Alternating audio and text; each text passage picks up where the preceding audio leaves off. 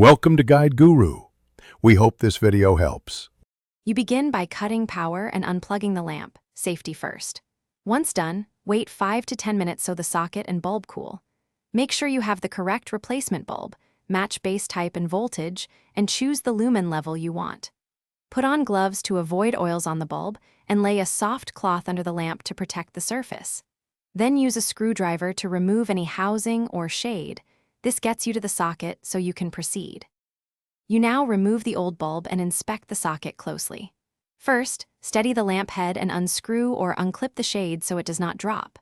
Once exposed, gently turn the bulb counterclockwise or unclip it, keeping hands steady to avoid breakage.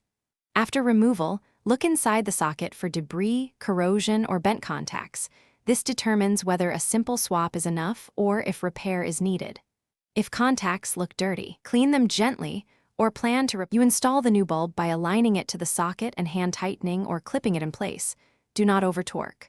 Once secure, reattach the shade or housing, plug the lamp back in, and switch it on to verify brightness and color temperature.